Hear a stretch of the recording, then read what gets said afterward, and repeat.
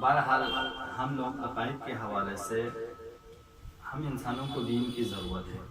جس طرح انسان کو زندہ رہنے کے لیے پانی کی ضرورت ہوتی ہے، ہوا کی ضرورت ہوتی ہے، ٹھیک ہے، کھانے کی ضرورت ہوتی ہے، آکسیجن کی ضرورت ہوتی ہے، آپ لوگ میڈیکل لوگ ہیں، اور بھی چیزیں ہوں گی جو انسان کو ضرورت ہوگی، انرجیز کی ضرورت ہوگی، بالکل ان میں سے ایک چیز انسان کو ایک قانون کی ضرورت ہے۔ اور وہ قانون چاہے انسانوں نے بنایا ہو، چاہے انسانوں کے خالق نے بنایا ہو، لیکن وہ طرف انسان کی فطری طرف ہے، اس کو ایک قانون کی ضرورت ہے، ایک دین کی ضرورت ہے۔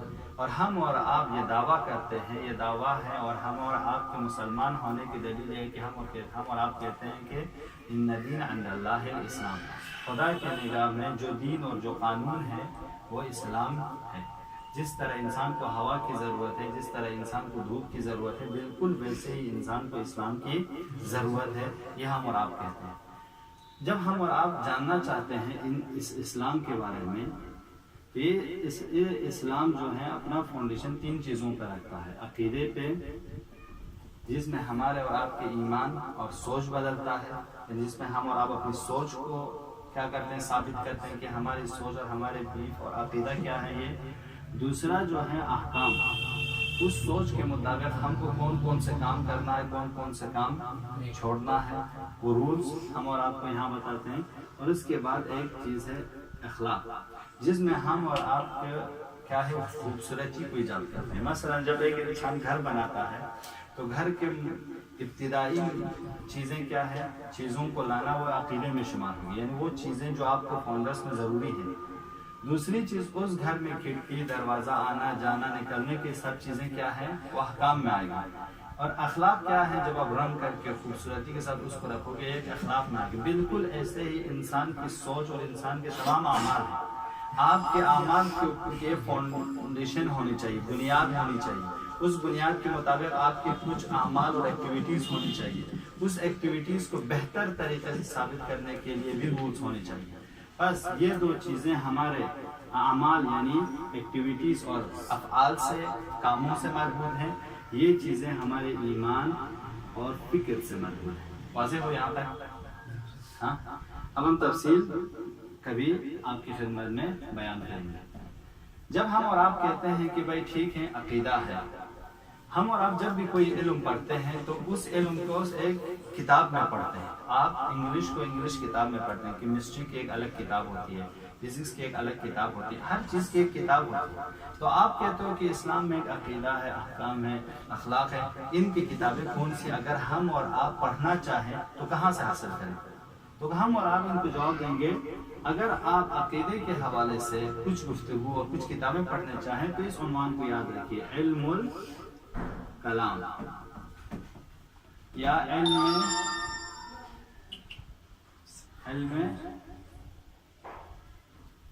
الہیات، ٹھیک ہے؟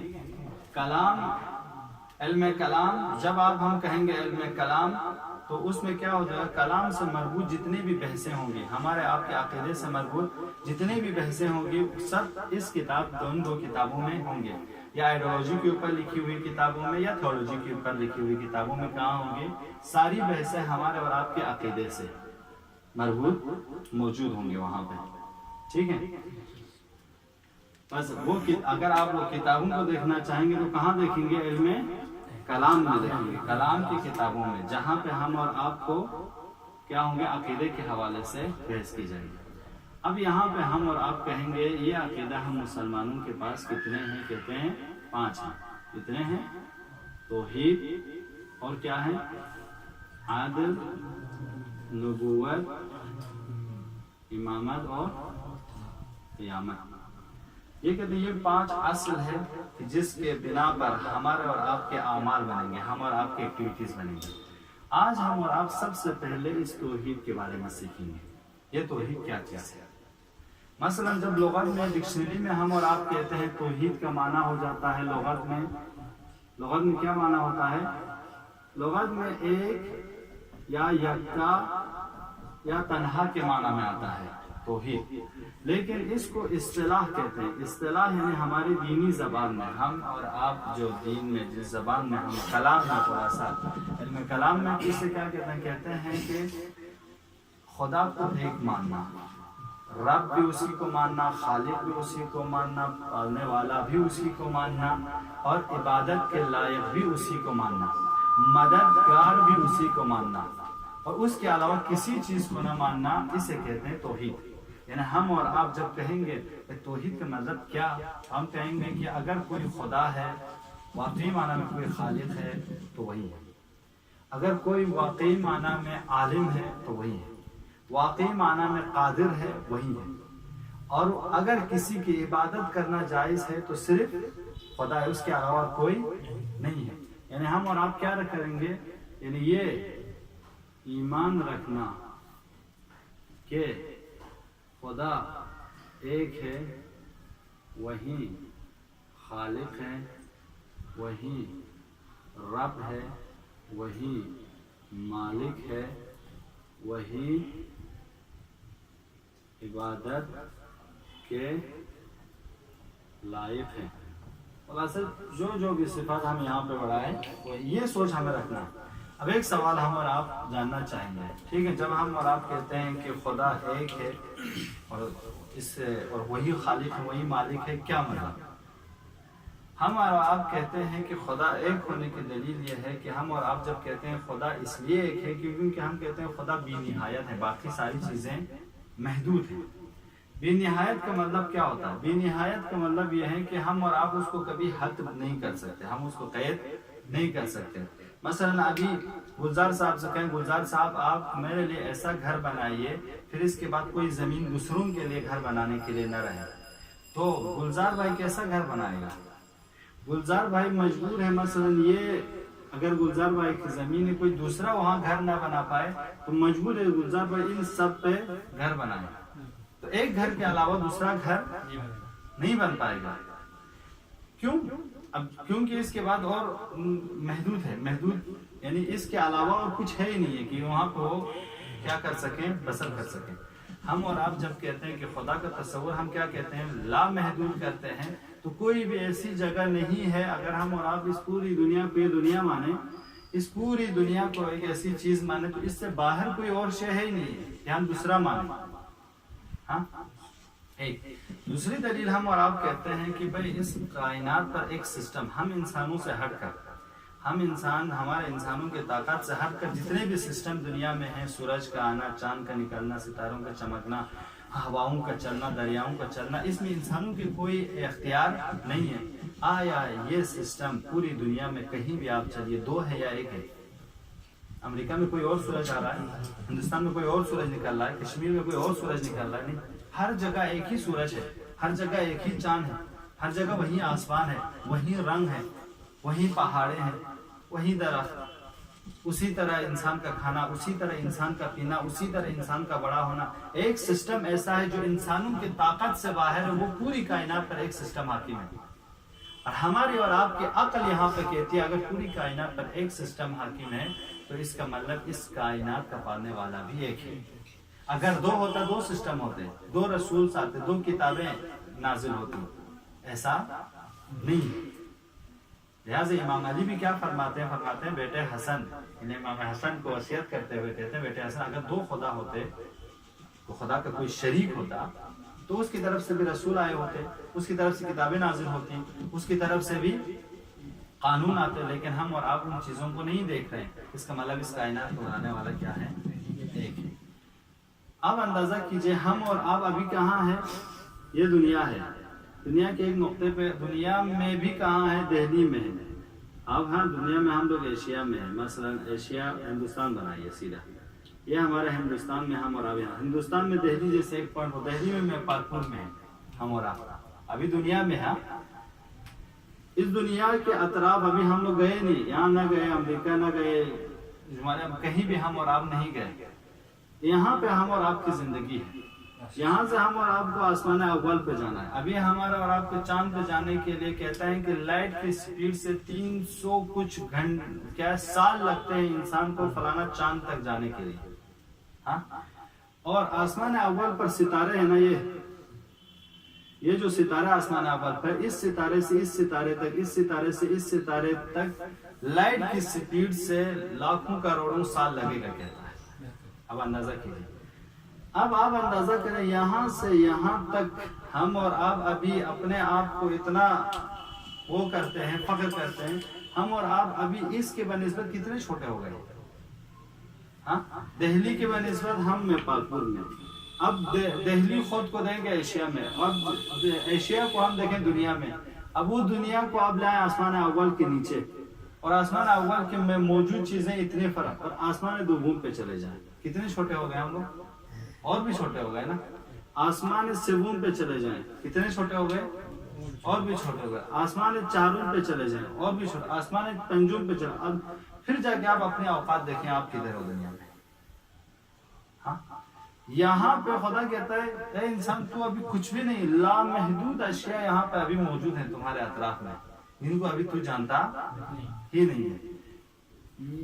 اس کا مطلب کیا ہے، ابھی لامحدود چیزیں ہیں، ابھی انسان اپنی دنیا کو درک نہیں کر پائے۔ آپ کا سائنس کہتا ہے کہ ابھی یہ دنیا جو ہے ہم لوگوں نے بنائے ہوئی دنیا کا نقشہ انکمپلیٹ ہے، یعنی آج تک ہم لوگ دنیا کے نقشے کو پورا بغیر رات کے ثابت کرتے تھے، یعنی ہماری دنیا کیا تھی، بغیر رات کے۔ ابھی لوگوں نے اعتراض کر کے کسی نے کہا نہیں، یہ دنیا کا نقشہ جو تم نے پیش کیا ہے وہ غلط ہے، اس میں رات ہے ہی نہیں، رات کو لے آئے۔ ابھی کچھ دن کے بعد پتہ چلے گا ابھی تو بہت سی چیزیں اس میں نہیں ہیں، لہٰذا انسان کے علم اس حد تک محدود ہے۔ اب اس کا مطلب کیا، یہ لامحدود چیزوں کو ہم کیسے جان پائیں گے؟ آپ ایک محدود شے ہو، اور ہم اور آپ دعا کرتے ہیں ہمارا خدا لامحدود ہے۔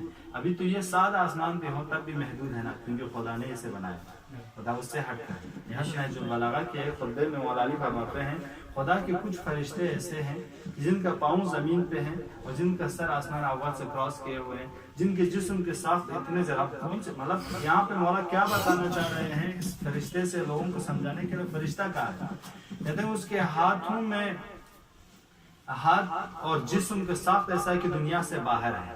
اس کا مطلب مولا ایک طرف اشارہ کر رہے ہیں انسان ابھی تو محدود دنیا میں یہ نہ سوچنا کہ سب کچھ یہی ہے، اس سے بھی باہر ہے، اس سے بھی ہٹ کر موجودات موجود ہیں۔ کہنا میں یہ چاہ رہا ہوں کہ اب اندازہ اتنے سارے موجودات، ہاں ہم اور سب محدود، اس سے بھی ہٹ کر، تو آپ اندازہ کرو خدا کے وجود کو ہم سبھی سمجھ پائیں گے؟ نہیں سمجھ پائیں گے نا۔ اور اس پوری کائنات کو اب یہ سب آسمان اول کے بنسبت یہ سب ایک ہے یا نہیں ہے؟ آسمان اول کی بنسبت جو کچھ دنیا میں ہے وہ دنیا ایک ہے۔ اب دنیا سے ہٹ کر چیزیں بھی آسمان اول میں جو موجود ہیں، جو دنیا میں ہے وہ آسمان اول میں نہیں ہے۔ آسمان اول میں دنیا ہے، آسمان دوم میں زمین ہے، دنیا ہے اور آسمان اول ہے، لیکن آسمان سوم ابھی آسمان دوم میں نہیں ہے۔ اسی طرح آپ کرتے جائیں آسمان ہفتم تک، آیا آسمان ہفتم پہ دنیا ختم ہے؟ آسمان ہفتوں پہ کائنات ختم ہے؟ ہم اور آپ نہیں کہہ سکتے کائنات ختم ہے۔ صرف خدا نے یہ بتا دیا ہم اور آپ کی انفارمیشن کے لیے کہ میں نے 7 زمین بنایا ہوں، 7 آسمان بنایا ہوں، یہ نہیں بتایا کہ اس کے بعد کچھ نہیں ہے۔ جسے میں کہنا چاہ رہا ہوں کہ انسان ابھی کہاں تک جائے کہ وہ معلومات انسان کے حاصل ہو جائے۔ لامحدود کا مطلب یہ کہ ہم اور آپ ابھی اس کو قید نہیں کر سکتے۔ جب ہم اور آپ کہتے ہیں کہ لامحدود ہیں تو لامحدود ہمیشہ کیا ہونی چاہیے؟ ایک ہونی چاہیے، 2 نہیں ہو سکتی۔ اس بنا پر ہم اور آپ کہتے ہیں کہ جس کو ہم اور آپ خدا مانیں تو دنیا میں کسی کا شبیہ نہ ہو۔ ہاں، وہ لامحدود ہو، اس کا علم بھی لامحدود ہو، اس کی فکر بھی لامحدود، اس کی قدرت بھی لامحدود ہو، اس کے کلام بھی لامحدود ہو، کوئی حد و حدود نہ ہو۔ اس عقیدے کو رکھنے کو کہتے ہیں توحید۔ یہ فکر ہمارے اور آپ کے ذہن میں آئے، اس کا مطلب ہے کیا؟ توحید۔ جب توحید کہتے تو لوگوں کو سمجھانے کے لیے کہتے ہیں توحید کے اقسام، یہ لوگوں کو سمجھانے کے لیے ہوتے ہیں۔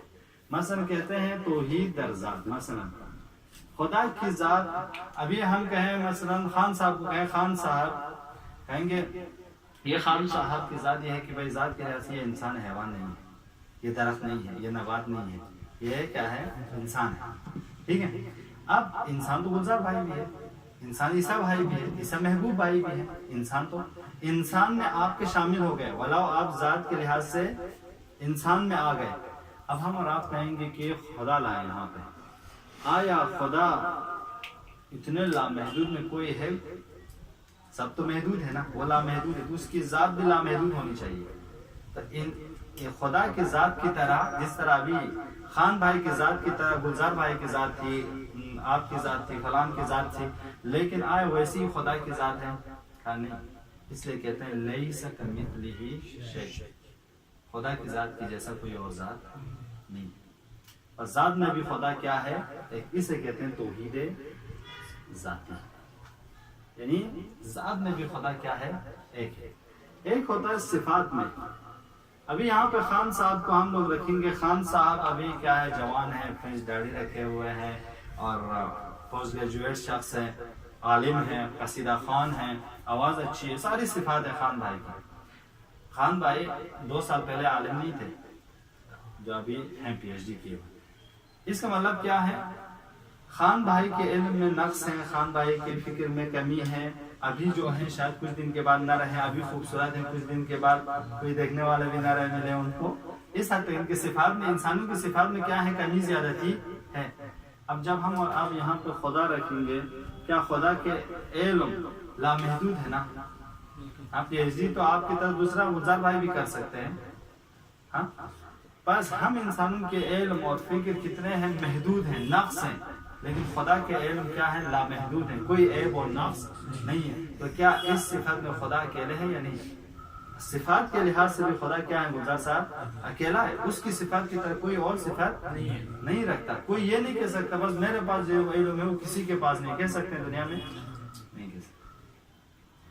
اسے کہتے ہیں توحید صفاتی۔ کیا ہے؟ ایک ہوتا ہے فعل میں، افعال میں، افعال یعنی ایکٹیویٹیز، ورک، ایکشنز میں۔ ابھی خان بھائی کیا ہے؟ بہت سے کام کر سکتے ہیں، بہت سے کام نہیں کر سکتے ہیں، بہت سے کام کرنا تو چاہتے ہیں لیکن گلزار بھائی روک دیتے ہیں، نہ کرو، ان کے والدین روک دیتے ہیں۔ اس کا مطلب کرنا چاہے نہیں کرنے والے بھی ہیں، کچھ کام بالکل طاقت میں نہیں ہے۔ 4 کوئنٹل اٹھاؤ کہوں گا تو خان بھائی چاہے جتنا بھی جم کریں 4 کوئنٹل تو عمر بھر بھی نہیں اٹھا پائیں گے، اٹھا پائیں گے؟ نہیں۔ کیا مطلب ہوا؟ یعنی اس کا مطلب کچھ انسان افعال کر سکتا ہے، کچھ نہیں کر سکتا ہے۔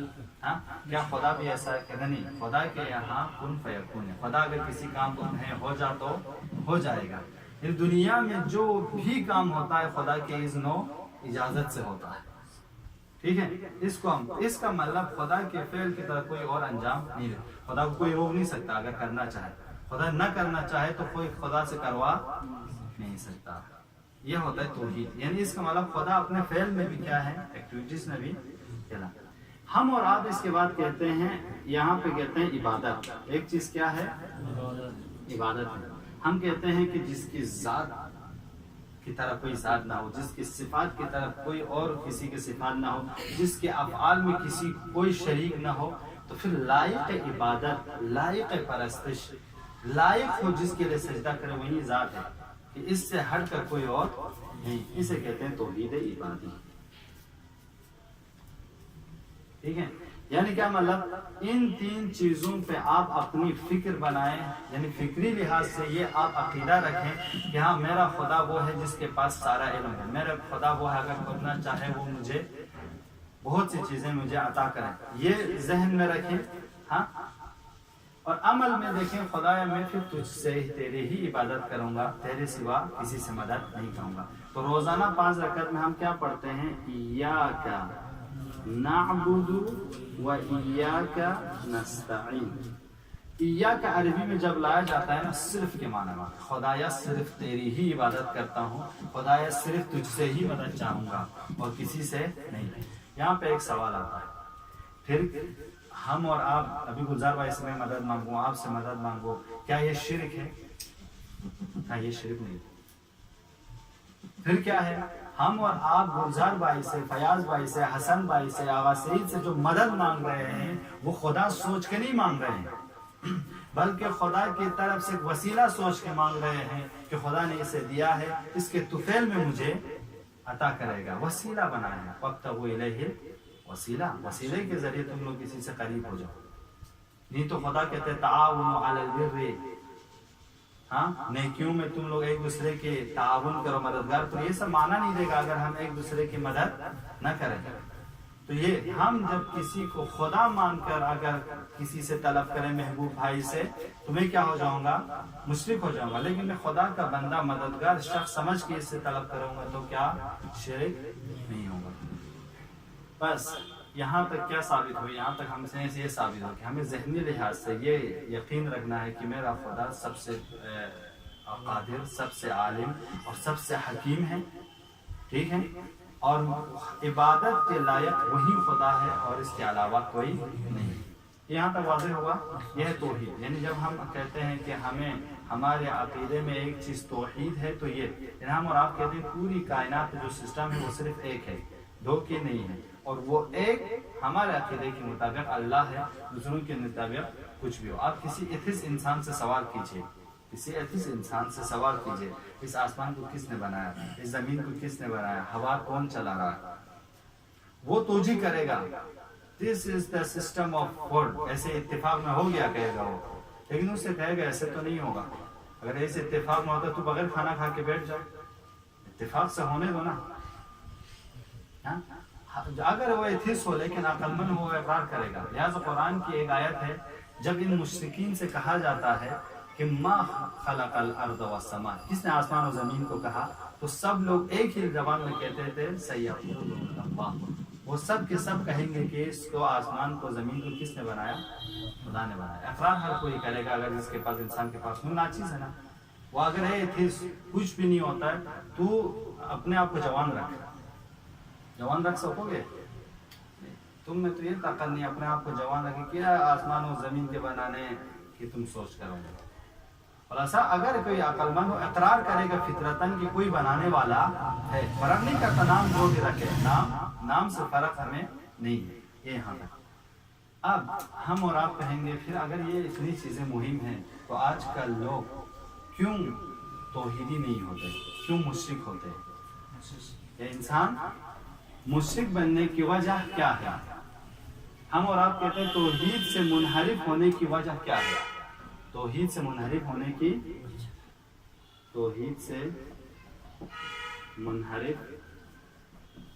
کی وجہ کیا ہو سکتا ہے؟ مجھے وضاحت. کیوں ایک انسان ایتھس بن جاتا ہے؟ کیوں ایک انسان مثلا غیر توحیدی بنتا ہے؟ قرآن کہتا ہے ایک چیز خوف، وہ بھی کس سے؟ طاغوت سے، سرکش لوگوں سے. خوف انسان کو توحید سے ہٹا دیتا ہے. قرآن کہتا ہے کہ فرعون نے کہا کہ انا ربکم الاعلی، میں تم سب کا خدا ہوں. اگر کسی نے کہا کہ میرے علاوہ کوئی اور خدا ہے تو میں تم سب کو جیل میں ڈال دوں گا، تم سب کو جیل میں ڈال دوں گا، قید کر دوں گا. اب لوگوں نے خوف کی بنا پر فرعون کہیں جیل میں نہ ڈال دیں، خوف کی بنا پر فرعون کو خدا ماننا شروع کر دیا. اور اصل توحیدی سے وہ کیا ہو گئے؟